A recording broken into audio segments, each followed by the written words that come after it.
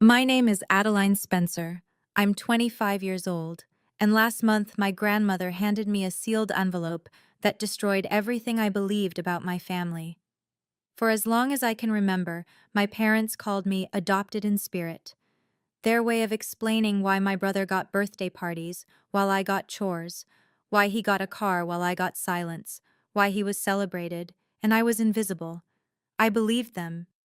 For 25 years, I believed I wasn't really theirs. Then, on my birthday, which my family had conveniently turned into my brother's MBA graduation party, Grandma pulled me aside, pressed that envelope into my hands, and whispered, "Don't open this at home." I sat in my car for an hour. When I finally read the first line, I whispered out loud, "No way." Before I tell you what was inside, please take a moment to like and subscribe. But only if this story genuinely resonates with you. Drop your location and local time in the comments. I'd love to know where you're listening from. Now, let me take you back to where it all began. To the first time my father looked at me and said I wasn't really his. I grew up in a colonial-style house in suburban Connecticut. 4 bedrooms, white shutters, a wraparound porch that looked like something out of a magazine. My grandmother Eleanor bought it for my parents as a wedding gift. It was the kind of house that whispered old money, even if we didn't have much of it ourselves. There's a family portrait hanging in the living room.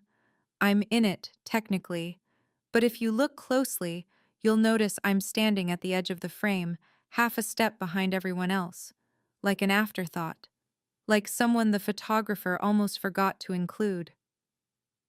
The first time I heard the phrase adopted in spirit was when I was 8 years old. It was a Tuesday. I remember because my birthday had been the Saturday before, except we hadn't celebrated it. My brother Derek had a soccer tournament that weekend, and Dad said his game was a team commitment. My birthday was just a day. Mom promised we'd celebrate the following week. That week never came. So on that Tuesday, sitting at the dinner table, I asked a simple question. Why does Derek get the bigger bedroom? Dad didn't even look up from his steak. Because Derek is different, Adeline. You're not like us, not really. You're adopted in spirit. We chose to keep you, but that doesn't mean you're entitled to the same things as your brother. I was 8. I didn't know what adopted in spirit meant. I just knew it made my chest hurt. Mom reached over and patted my hand. Your father loves you in his own way, sweetheart. I learned later that his own way meant silence. It meant chores. It meant being invisible in plain sight. And it meant that for the next 17 years, I would believe I wasn't really theirs. Let me show you what adopted in spirit looked like in practice. Derek's 16th birthday. Dad bought him a cherry red Jeep Wrangler. They threw a party for 50 people in the backyard, complete with a DJ and a 3-tier cake from the fancy bakery downtown. My 16th birthday.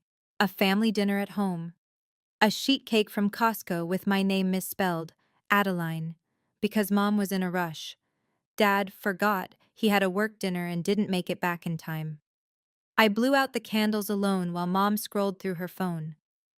When Derek left for college, both my parents flew out to help him move into his dorm. They rented a U-Haul. They took 3 days off work. They cried at the airport. When I left for college, a school I'd gotten into on a scholarship because they refused to pay, Mom handed me a bus ticket and said, "You can manage, right? Derek needs the car this weekend." I managed. For Derek's high school graduation, Dad gave him a Rolex. Not a cheap one, the kind with the gold band that catches the light just right. "For my son," Dad said, his voice thick with pride. "The man of the next generation." For my graduation, I received a $50 Amazon gift card. No speech, no, "I'm proud of you." Just a card that Mom had clearly bought at the last minute because it said, "Happy Graduation," in generic blue font. But there was one person who never forgot me. Grandma Eleanor. Every year, on my actual birthday, a card would arrive in the mail. Always the same lavender paper, always the same looping handwriting, always the same message. "Remember who you are, my darling. The truth always surfaces." I didn't understand what she meant, not then. Adopted in spirit wasn't just a label, it was a system. When tuition bills came, Dad shook his head. "Real family comes first, Adeline. We have to prioritize Derek's education. So I worked 2 jobs through college, waitressing at a diner and tutoring math on weekends while carrying a full course load. I graduated with $47,000 in student loans and a degree in accounting. Derek graduated debt-free with a car, an apartment deposit, and a trip to Europe as a graduation gift. When there were chores to be done, guess who did them? You need to earn your place, Mom would say, handing me a mop while Derek played video games in his room. I scrubbed toilets. I washed dishes. I learned that my value in that house was measured in labor, not love. When family decisions were made, vacations, holidays, even what to have for dinner, I was excluded. This is between blood relatives, Dad would say, as if the blood running through my veins was somehow different from theirs. I moved out at 22, right after graduation. Found a studio apartment in Hartford for $1,100 a month, more than I could comfortably afford, but it was mine, a space where no one could tell me I didn't belong. One day, our old neighbor Mrs. Patterson mentioned something in passing. Your grandmother was so generous to buy that house for your parents. Not many mothers-in-law would do that.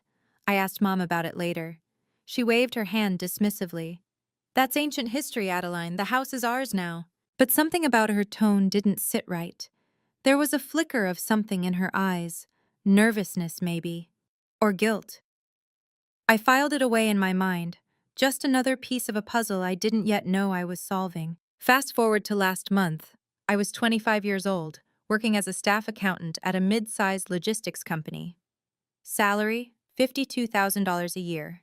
Nothing glamorous, but it was honest work, and it was mine. I was sitting at my desk reviewing quarterly reports when my phone buzzed. A text from Mom. Family celebration this Saturday. Derek's MBA graduation. Don't be late. No mention of my birthday. Of course. I started typing a polite decline. I had plans, I was busy, the usual excuses. When my phone rang. The caller ID showed a Connecticut number I recognized immediately. Grandma? Adeline, my darling. Her voice was thinner than I remembered, but still warm. Still her. I need you to come home this Saturday. I wasn't planning to. I know, but I have something important to give you. She paused, and I could hear her breathing, slow and deliberate. It's been 25 years in the making. Something in her voice made my stomach tighten. What do you mean? I set something aside for you the day you were born, she said softly. When I saw the way your father looked at you, like you were a disappointment before you even opened your eyes, I knew then that I had to protect you. I didn't know what to say. The words hung there, heavy with meaning I couldn't quite grasp. Come home, Adeline. Saturday. I'll explain everything. That night, I booked a flight to Connecticut. I told myself it was just a family visit, just a birthday dinner I'd endure for Grandma's sake. But deep down, I knew something was about to change. I just didn't know how much. Saturday arrived faster than I expected. I pulled into the driveway at noon, my rental car looking modest next to Derek's BMW X5, the one Dad had bought him last year for being such a hard worker. The house looked the same as always. White shutters, manicured lawn, the kind of suburban perfection that hid all sorts of dysfunction. But today, something was different. A massive banner hung across the front porch. Congratulations, Derek! MBA class of 2026. No mention of my birthday, not even a footnote. Inside, the house was chaos. Caterers were setting up tables. Florists were arranging centerpieces. The air smelled like expensive perfume and fresh flowers. Lilies, Derek's favorite. Mom spotted me in the foyer. Oh, good, you're here. She thrust a piece of paper into my hands. Here's the list. Tables need to be set up in the backyard. Bathrooms need cleaning. Oh, and the caterers need someone to direct them. They keep putting things in the wrong places. Where's Derek? In his room, resting before the party. She said it like it was obvious. Like of course Derek would rest while I worked. I glanced at the list. It was long, very long. And the guests? Arriving at 4, 40 people, family, friends, your father's colleagues. She was already walking away. Make sure everything's perfect, Adeline. I stood there, holding that list, feeling the familiar weight of invisibility settle onto my shoulders. Then I saw it. On the hallway table, half hidden under a stack of mail, a lavender envelope with my name on it, Grandma's handwriting, a birthday card. It had been opened, read, and tossed aside like junk mail. They hadn't even bothered to give it to me. By 4 o'clock, the backyard was transformed into a celebration fit for royalty. Derek's royalty, anyway. White tents, twinkling lights, a champagne tower that sparkled in the afternoon sun. 40 guests milled about in designer outfits, laughing and toasting and pretending to care about MBA programs. I stood by the catering table in the same black dress I'd worn to 3 other family events, watching my father command the room. Everyone, everyone! Dad clinked his champagne flute with a fork. The crowd quieted. I want to make a toast to my son, Derek, my legacy, my pride. The guests raised their glasses. Dad's voice swelled with emotion. From the moment Derek was born, I knew he was destined for greatness. He's everything I ever hoped for in a son. Smart, driven, ambitious. And now with his MBA, he's ready to take on the world. Applause. Cheers. Derek stood beside Dad, beaming, wearing a new Ralph Lauren suit that probably cost more than my monthly rent. Not a single word about me. Not even a mention that today was my birthday, too. I tried to disappear into the background, but my Aunt Linda spotted me. Adeline, isn't today your birthday, too? Her voice was loud enough to carry. Dad laughed, a short, dismissive sound. Oh, we don't really count that. She's different. The words hit me like a slap. Aunt Linda's smile faltered. She leaned toward Uncle Robert and whispered something. I caught the words. Poor girl, spiritually adopted, whatever that means. Across the yard, I saw Grandma Eleanor. She sat alone in a wicker chair, her silver hair catching the sunlight, her eyes tracking everything, watching, waiting. When our eyes met, she gave me a small nod. Just wait, that nod seemed to say. Just wait. Dad wasn't finished. He clinked his glass again, and the crowd fell silent for what he clearly considered his grand announcement. Now, I want to share some exciting news about our family's future. He put his arm around Derek's shoulders. As most of you know, Eleanor, my wonderful mother-in-law, owns this beautiful home. When she eventually passes, God bless her, we plan to sell the property and use the proceeds to fund Derek's first business venture. Derek nodded like this was already a done deal. Some guests murmured their approval.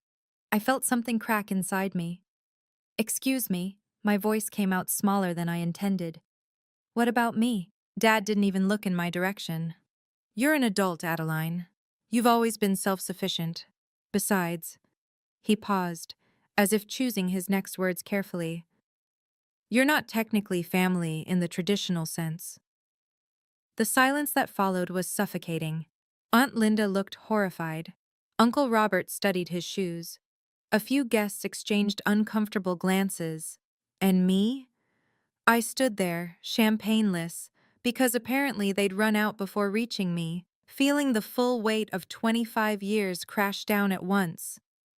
Then came the sound of a cane tapping against the patio stones. Grandma Eleanor rose from her chair with the slow, deliberate grace of someone who had been waiting for exactly this moment. She crossed the yard, guests parting like a sea before her, until she stood directly in front of my father. Her voice was steel-wrapped in silk. Richard, she said his name like a verdict. I believe you've forgotten whose house you're standing in. The color drained from my father's face. Grandma turned to me, her eyes soft but fierce. Adeline, my darling, come with me. Grandma led me away from the crowd, her arm linked through mine, her grip stronger than I would have expected from an 82-year-old woman. We stopped near the rose bushes at the edge of the property, far enough from the party that no one could hear us. She turned to face me, her eyes glistening. Happy 25th birthday, my darling. Before I could respond, she reached into her cardigan pocket and pulled out an envelope. It was cream-colored, thick, and sealed with a red wax stamp. The logo pressed into the wax was unfamiliar, a pair of balanced scales with the letters C and A beneath them.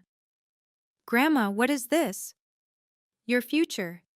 She pressed the envelope into my hands. "But you cannot open it here. Go to your car, read it alone, and then, only then, decide what you want to do." Dad's voice cut through the garden. "Mother, what is this? What are you doing? Family matters should be discussed."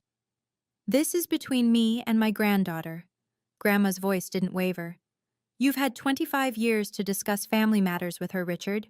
You chose not to." Dad's jaw tightened, but he didn't argue. He wouldn't. Not with Eleanor. Not in front of witnesses. I looked down at the envelope.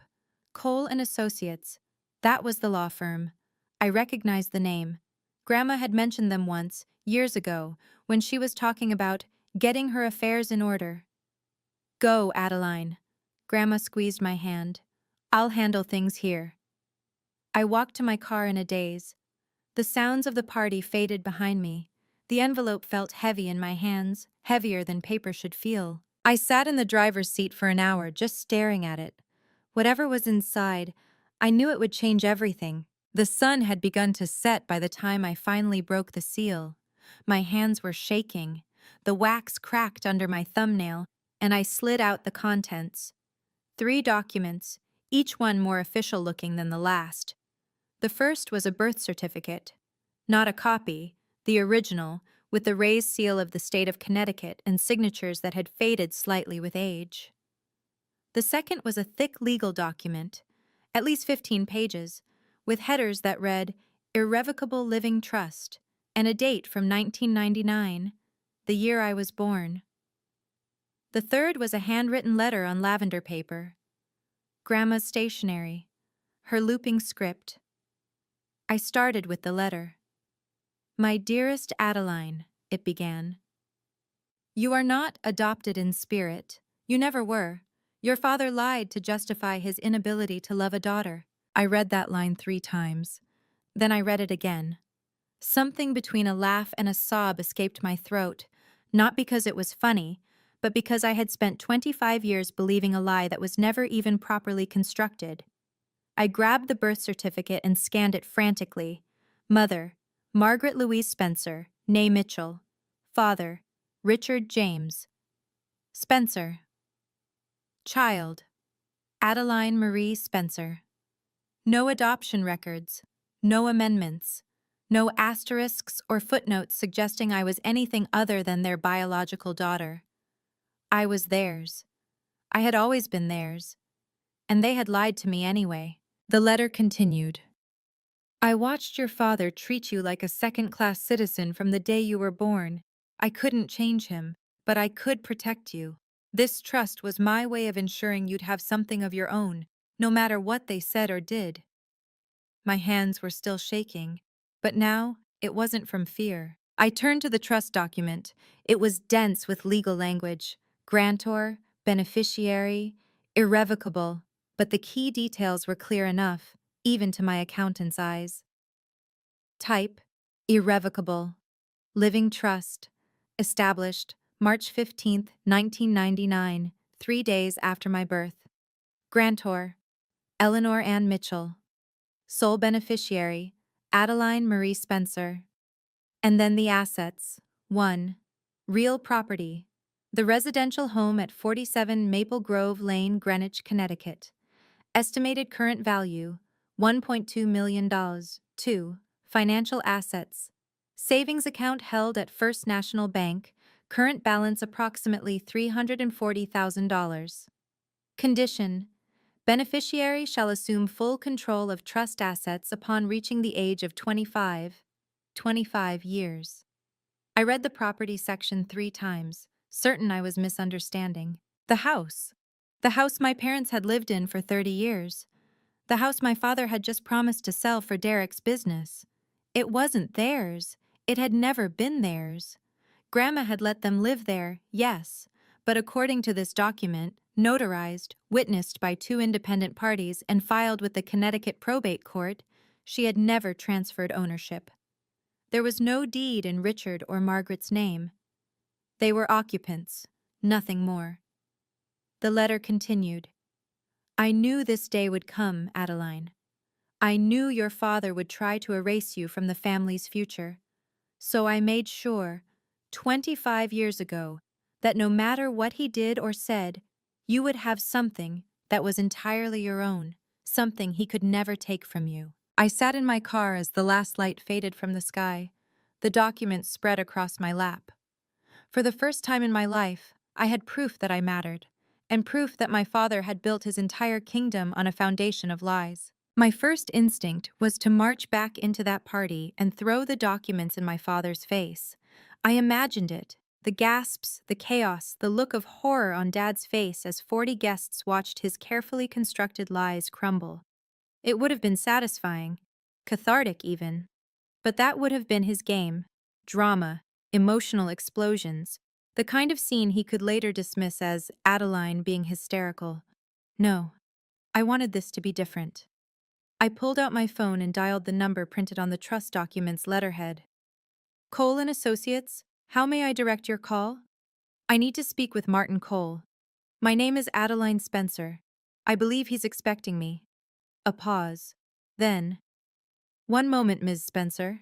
30 seconds later, a warm baritone voice came on the line. Adeline, your grandmother told me you'd be calling.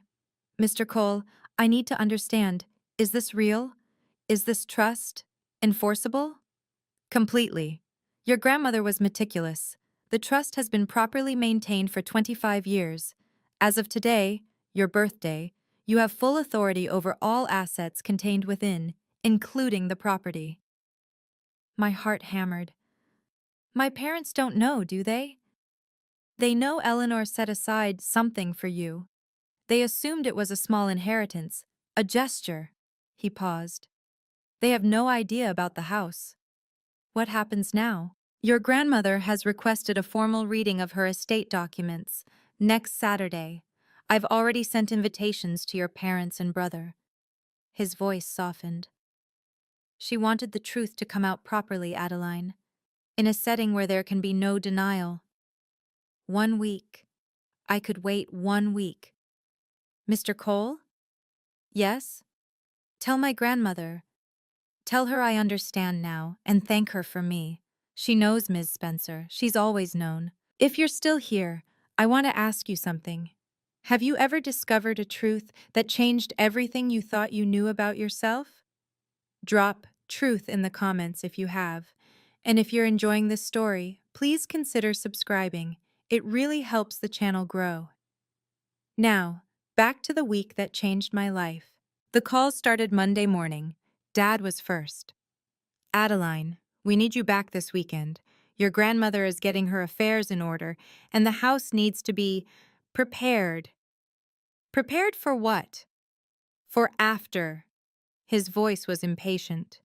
She's not going to live forever. We need to make sure everything transitions smoothly. Translation.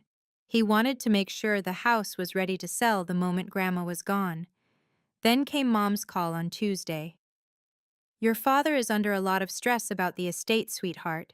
Maybe you could come help? Be a good daughter? Be a good daughter. The phrase made my stomach turn. Wednesday brought a text from Derek. Hey sis, Dad says there's some paperwork we all need to sign when you come up. Something about family coordination. No big deal. No big deal. I called Mr. Cole that afternoon. They want me to sign something, a family asset acknowledgement form. His voice sharpened. Don't sign anything, Ms. Spencer. Anything they ask you to sign right now is likely a waiver, an attempt to get you to relinquish any claim to the estate before the trust is revealed. They don't know about the trust. No, but they know your grandmother loves you, and they're worried she might have left you something. This is preemptive damage control. Dad's email arrived Thursday. The attachment was titled Spencer Family Asset Acknowledgement Form. I opened it just to see what they were asking. The document was simple. By signing, I would confirm that I had no legal claim to any assets of the Spencer or Mitchell family estates. They were trying to erase me before I could even fight back. Joke's on them. I already had everything. Friday night, there was a knock on my apartment door. Mom stood in the hallway holding a bouquet of flowers. Chrysanthemums, my least favorite, but Derek's preferred choice. Can I come in, honey? Against my better judgment, I stepped aside. She sat on my second-hand couch, her designer handbag looking absurdly out of place in my modest studio. Adeline, I know your father can be harsh, but he means well. He just doesn't know how to express affection toward a daughter. Harsh is one word for it. He loves you, in his own way. She reached for my hand. And I know this situation with Grandma's estate is complicated, but signing that form, it would make things so much easier for everyone. It would keep the peace. Keep the peace, as if the peace hadn't been kept on my back for 25 years. Mom, do you even know what Grandma put in her estate? It doesn't matter what she put in it. What matters is that we're a family, and families don't fight over money. She squeezed my hand. Besides, honey, your grandmother is old. Her memory isn't what it used to be. If she said something strange to you at the party, well, sometimes elderly people get confused. I felt myself wavering. Maybe Grandma was confused. Maybe I was reading too much into everything. Maybe... My phone buzzed. A text from Grandma. They will try to make you doubt. Don't. I've waited 25 years for this moment. So have you. I looked at my mother, at her perfectly applied makeup, her practiced concern, her flowers that weren't even for me. I'm not signing anything, Mom. Her mask slipped just for a second. Then she collected her bag and left without another word. The night before the reading, I couldn't sleep. I lay in bed, staring at the ceiling, the trust documents spread across my nightstand, like evidence in a trial. Every time I closed my eyes, I saw my father's face, not angry, but dismissive, the same look he'd given me my entire life. You're not really family, so why do you care? Those words had haunted me for years. Every time I tried to speak up, every time I tried to assert myself, they'd echo in my head, making me shrink back into silence. But tonight, something was different. I got up and walked to my closet, pushed past the worn dresses and faded sweaters until I found it. A navy blue suit I'd bought 6 months ago for a job interview. I'd been too scared to attend. Tag still on, never worn. I'd bought it with my own money. Money I'd earned from work that I'd done, in a career I'd built without their help or support. I removed the tags and hung the suit on my door. Tomorrow, I wasn't walking into that room as the forgotten daughter. I wasn't going to ask permission to exist. I wasn't going to beg for a seat at a table that was never meant for me. Tomorrow I was going to sit at a table of my own making. I thought about all the times I'd tried to earn their love, the perfect grades, the quiet obedience, the years of believing that if I just tried harder, they'd finally see me. None of it had worked. Because the problem was never me. It was them. I fell asleep sometime after midnight, and for the first time in weeks I didn't dream about being invisible. I dreamed about standing in the light. Saturday morning, 9 a.m., the offices of Cole and Associates occupied the top floor of a glass building in downtown Hartford, all polished wood and leather chairs and windows that overlooked the Connecticut River. Martin Cole was exactly what I'd expected. Silver-haired, sharp-eyed, with the calm demeanor of a man who had seen 1,000 family disputes and knew exactly how this one would end. Ms. Spencer, he shook my hand warmly. Your grandmother speaks very highly of you. Is she here? No. She's not feeling well enough to attend in person, but she's authorized me to act on her behalf. He gestured to a chair. Before your family arrives, I want to make sure you understand what's about to happen. He slid a folder across the desk. Inside was a copy of the deed to the house, the original deed from 1994. Owner, Eleanor Ann Mitchell. There was no transfer deed, no bill of sale, no documentation showing the property had ever changed hands. Your parents have been living in that house for 30 years, Martin said, but they've never owned it. Your grandmother allowed them to stay, But she deliberately kept the title in her name. She never trusted your father to do right by you. I stared at the paper. And they don't know? They believe Eleanor gave them the house verbally, as a wedding gift. But without a deed transfer, a verbal agreement means nothing. He folded his hands. Legally, they're tenants. Tenants without a lease. The conference room suddenly felt smaller. Ms. Spencer, Martin said gently, you don't have to say anything dramatic today. The documents will speak for themselves. I nodded. Outside, I heard the elevator ding. They were here. My father entered the conference room like he owned the place. He was wearing his best charcoal suit, Tom Ford, if I had to guess, with a silk tie and polished Oxfords. Mom followed behind him in a cream-colored dress, her pearls perfectly aligned. Derek brought up the rear, casual in khakis and a blazer, already looking bored. None of them acknowledged me. Martin!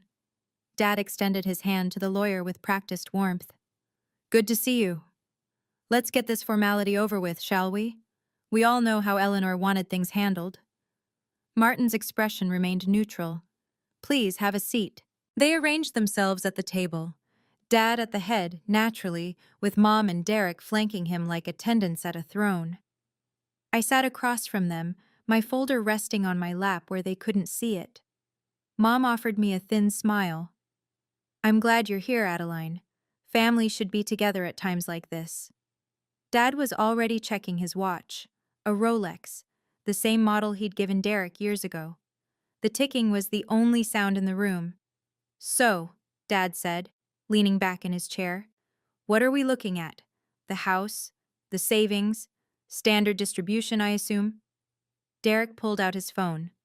Hey, Dad, if we sell the house this quarter, I could have the down payment for the new office space by... Let's not get ahead of ourselves. But Dad was smiling. He thought this was a done deal. I looked at Martin. He looked at me. The documents were in my folder. The truth was about to come out.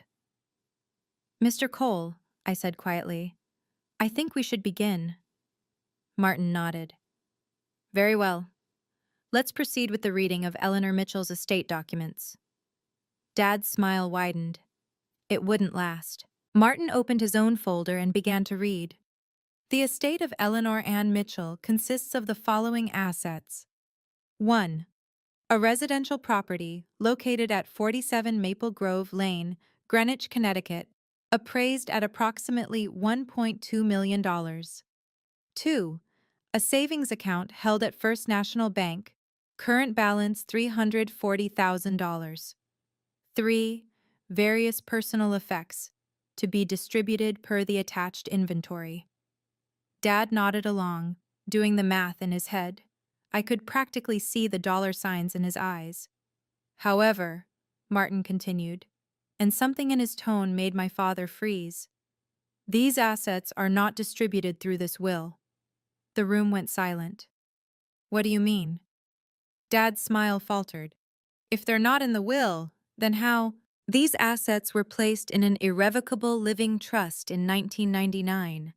The will simply acknowledges their existence and confirms the trust's validity and continuity. Mom's hand found Dad's arm. Richard, what is he saying? I don't understand. Dad's voice had an edge now. Mother would have told me about a trust. This doesn't make sense. Derek looked up from his phone for the first time. Wait, so if it's in a trust, who's the beneficiary?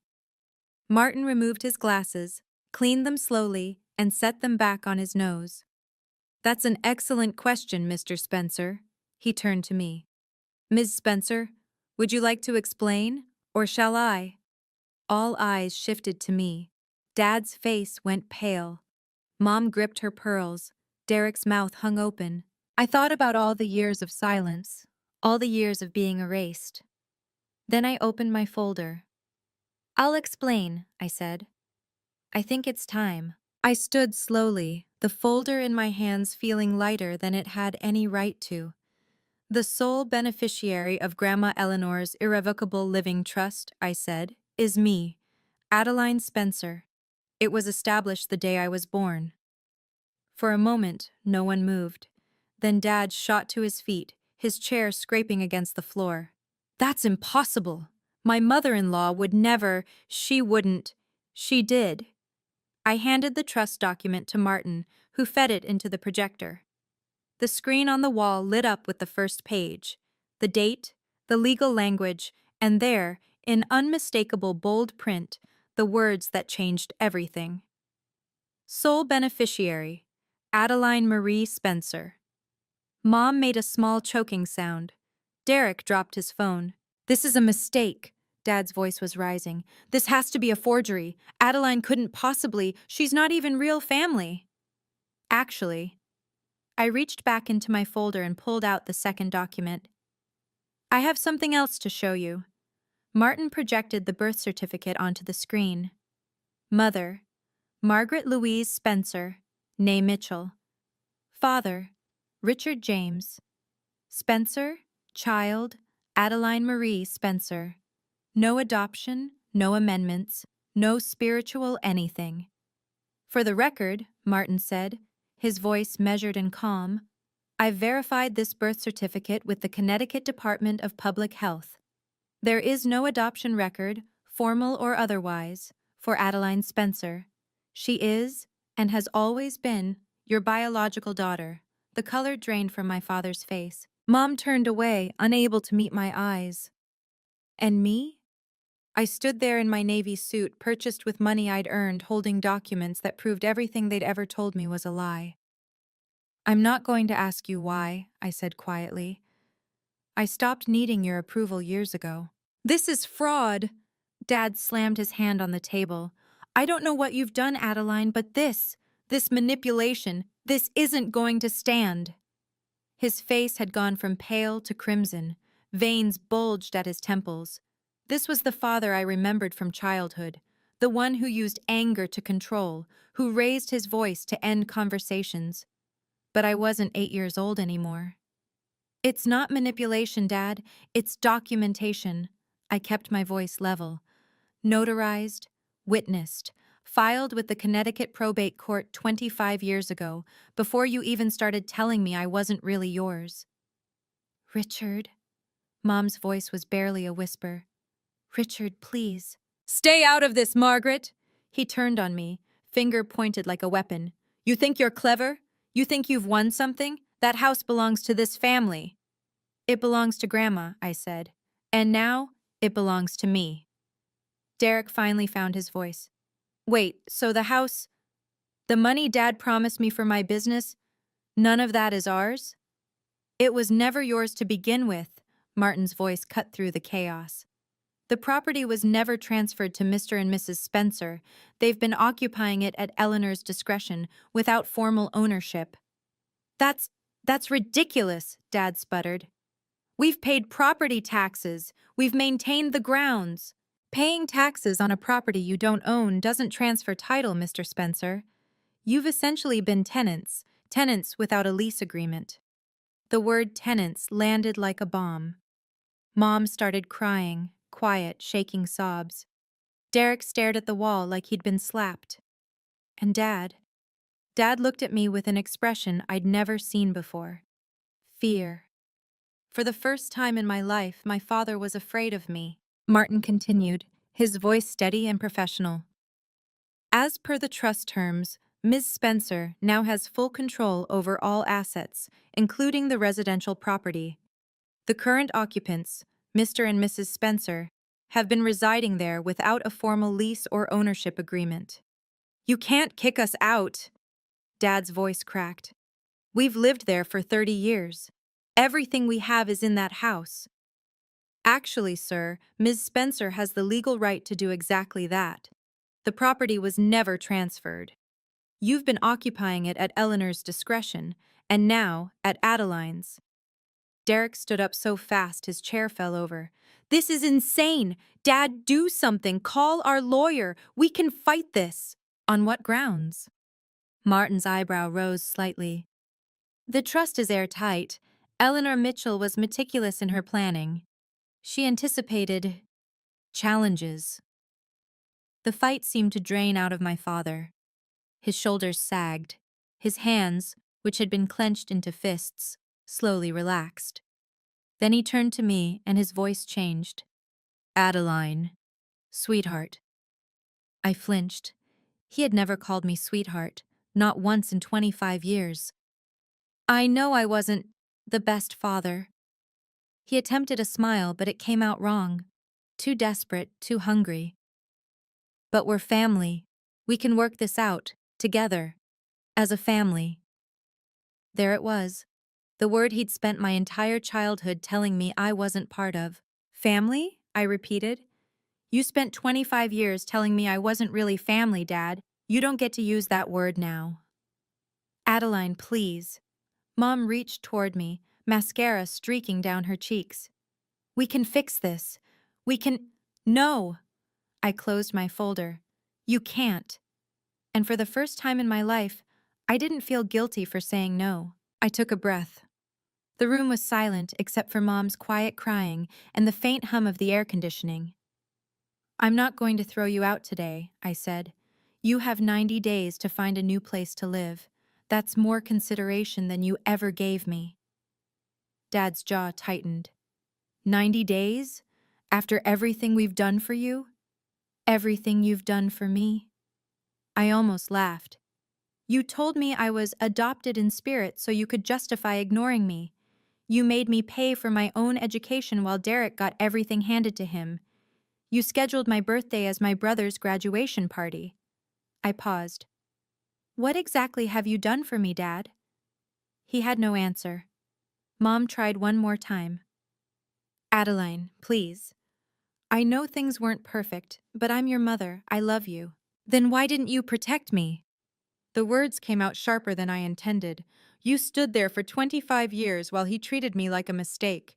Your love didn't come with action, Mom, and I'm done accepting words without proof.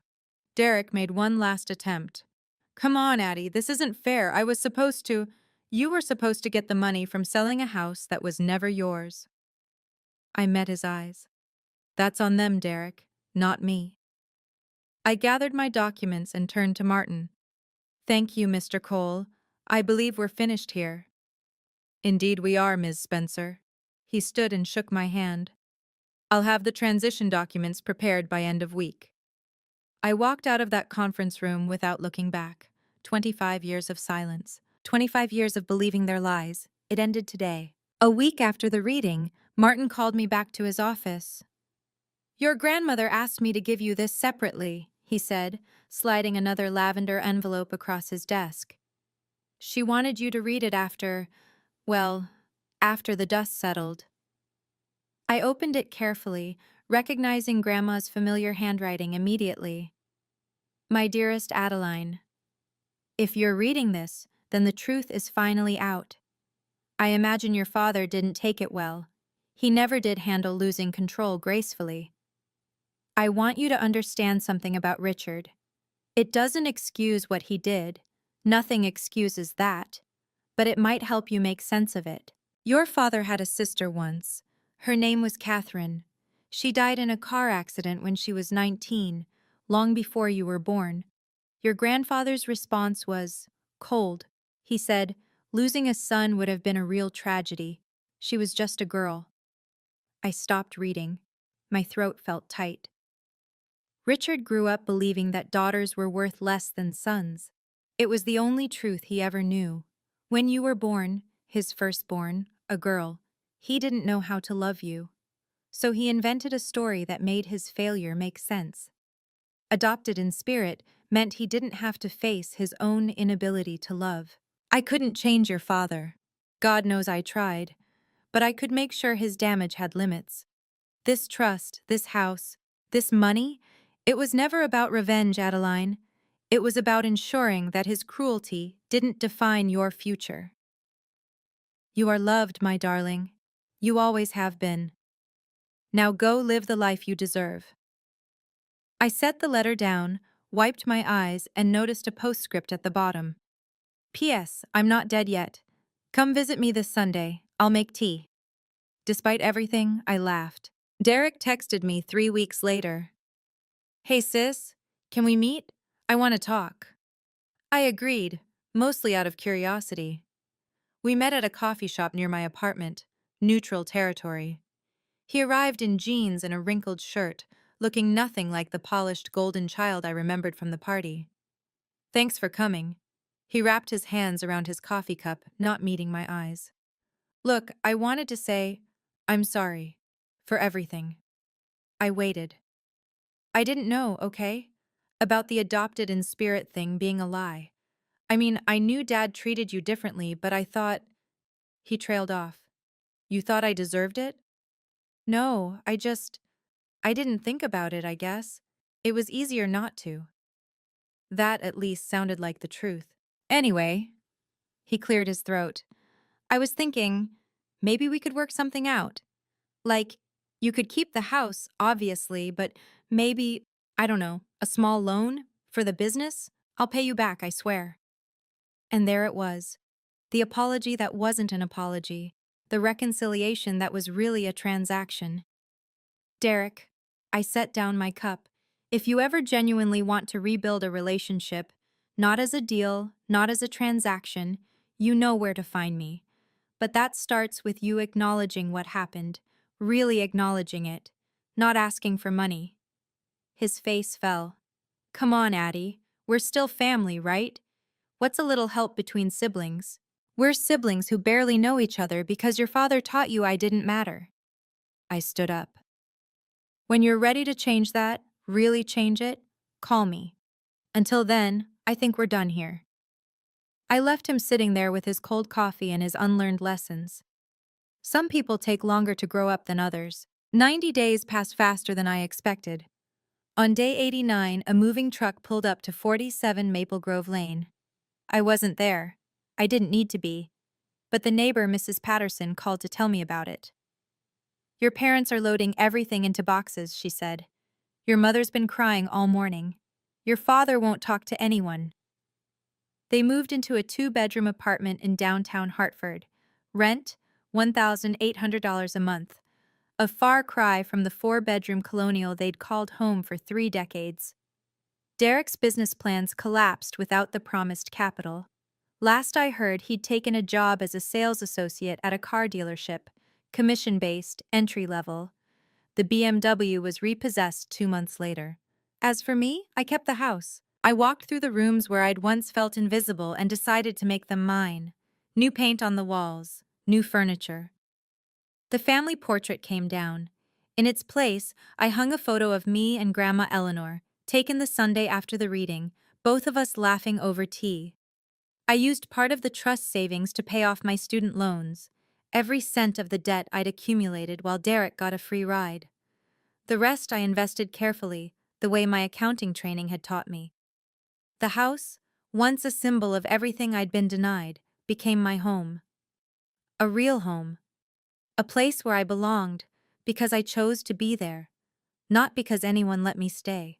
And every morning, when I walked through the front door, I passed the spot where that family portrait used to hang, the one where I was always at the edge, almost cropped out.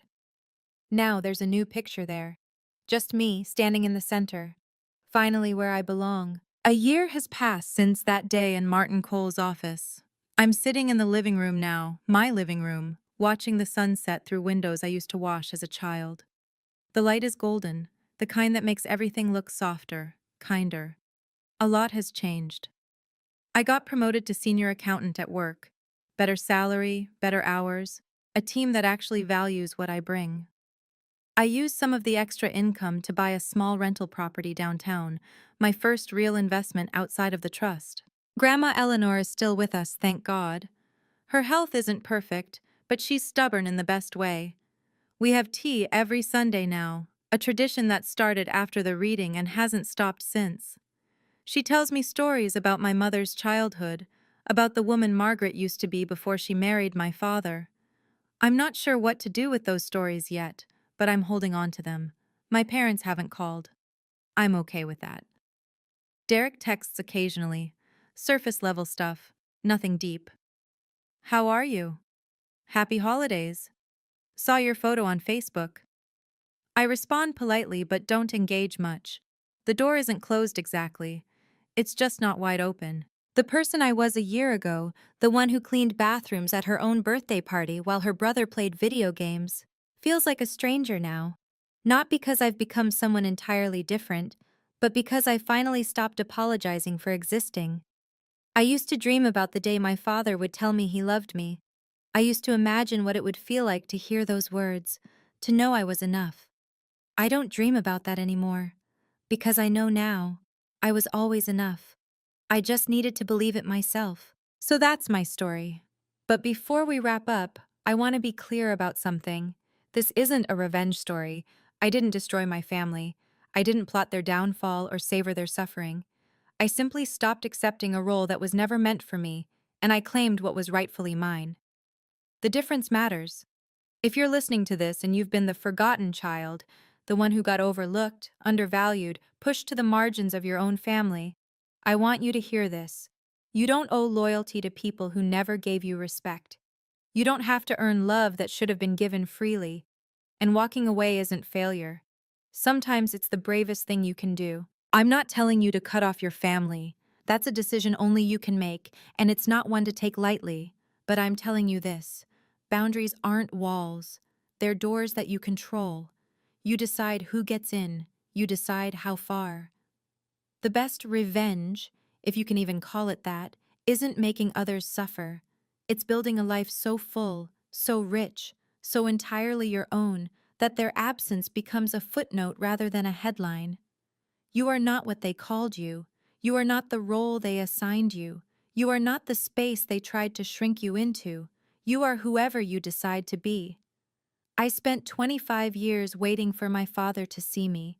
25 years trying to prove I deserved a seat at his table. Now I have my own table. And there's plenty of room for people who actually want to be there. That's the only kind of family worth having. Before I go, let me tell you where everyone is now. Grandma Eleanor is doing better than her doctors expected. She moved into an assisted living facility near my house, not because she had to, but because she wanted to. I used part of the trust fund to ensure she has the best care available. We still have tea every Sunday. Last week she beat me at Scrabble. Again. Dad took a part-time consulting job because the rent on their new apartment wasn't sustainable on retirement savings alone. The man who used to talk about legacy and inheritance now works weekends to make ends meet. I don't feel happy about it exactly, but I don't feel sorry either. Mom did something unexpected. 6 months after the move, she filed for divorce. She sent me a letter, handwritten, on plain white paper instead of her usual monogrammed stationery. It said, "I'm sorry I didn't protect you. I should have been braver." I haven't responded yet, but I kept the letter. Maybe one day. Derek is still figuring things out. He's been in therapy, apparently, his idea, not anyone else's. He sent me a birthday card this year, a real one, with my name spelled correctly, and a message that actually felt genuine. "I'm trying to understand. I hope you'll give me the chance to prove I can do better." I haven't decided what to do with that yet, but I'm thinking about it. And me? I'm sitting in my house drinking tea from my grandmother's favorite china set, writing this story for you. The Mother's Day card from Mom is still on my table, unopened. Forgiveness isn't a switch you flip, it's a door you might open someday. I'm just not ready yet, and that's okay. A therapist once explained to me why my father behaved the way he did. She called it learned worthlessness, the belief, passed down through generations, that some people are inherently less valuable than others. In my father's case, it was daughters who were worthless. He learned it from his father, a man who dismissed his own daughter's death as not a real tragedy. That kind of lesson doesn't just disappear. It burrows into you, shapes the way you see the world, the way you treat the people closest to you. My father couldn't love me because he never learned that daughters could be loved. The lie about adopted in spirit wasn't just cruelty, it was a shield. A way to protect himself from the guilt of failing someone he was supposed to care for. Does that excuse what he did? Absolutely not. But it helps me understand it. And understanding is the first step toward healing. Here's what I've learned. Hurt people hurt people. My father was wounded long before I was born, and instead of healing those wounds, he passed them on to me. That's a tragedy, for both of us. But here's the thing. His pain doesn't obligate me to suffer. I can hold compassion for the child he once was and still maintain boundaries with the man he became. Those two things aren't mutually exclusive. If you're dealing with someone like my father, someone whose behavior seems inexplicable, whose cruelty feels personal, know this. It's not about you. It never was. Their inability to love you says everything about them and nothing about your worth. You are not responsible for healing wounds you didn't create, but you are responsible for protecting yourself from people who refuse to heal. That's not cruelty, that's survival. So that's my story. A 25-year-old lie, a sealed envelope, and a grandmother who loved me enough to plan an entire quarter century ahead. If you take anything from this, let it be this. You are not what they called you. You are not the role they assigned you. You are whoever you decide to be. For 25 years, I believed I was adopted in spirit, a burden, an afterthought, a mistake that my family graciously tolerated. I let that belief shape my choices, my relationships, my sense of self-worth. It was all built on a lie my father told to justify his own limitations, a lie my mother enabled by staying silent, a lie my brother benefited from without ever questioning. But lies don't last forever. The truth always surfaces. That's what Grandma used to write in her birthday cards, and she was right. It just sometimes takes longer than we'd like. If you're still with me, if you listened this far, thank you. Thank you for giving my story your time. I'd love to hear yours. Have you ever been the forgotten child, the one who got overlooked while someone else got everything? How did you reclaim your place? Drop your story in the comments. I read every single one. And if this resonated with you, check out the videos in the description. I think you'll find something there that speaks to you. Until next time, take care of yourself. You deserve it.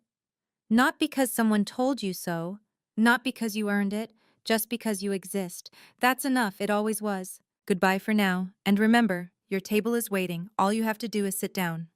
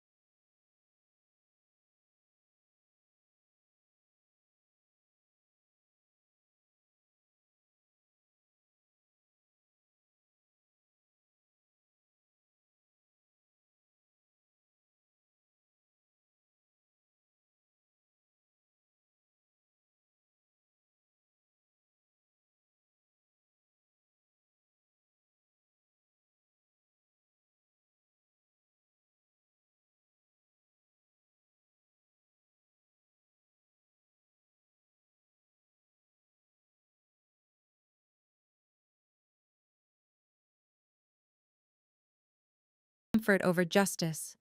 I get it. I was scared too, once. Scared of being called selfish, of being the difficult one, of losing the family I thought I needed. Here's what I've learned. Some fears are worth facing, and some family is only worth what it costs you to keep.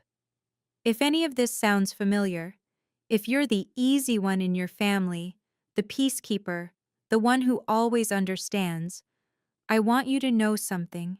Being kind is beautiful, but kindness without boundaries is just self-abandonment dressed up as virtue. You're allowed to say no. You're allowed to keep receipts. You're allowed to love people and protect yourself from them. These things aren't contradictions. They're survival. And if someone calls you selfish for refusing to be used, that tells you everything you need to know about what they were getting from you. Trust that feeling in your gut. I finally did, and it saved my life. If you've ever had to set boundaries with the people who raised you, you know it's one of the hardest things a person can do. It doesn't mean you don't love them. It means you finally learned to love yourself too. Have you been in a situation like mine? Have you held on to evidence, drawn a line, walked away from people who didn't deserve your loyalty? Tell me in the comments. Your story matters, and you might help someone else find the courage to tell theirs. If this resonated with you, please like, subscribe, and hit that bell.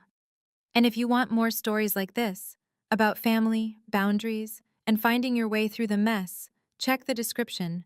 I've linked a few that I think you'll connect with. Thank you for listening. Thank you for being here. And thank you for believing me.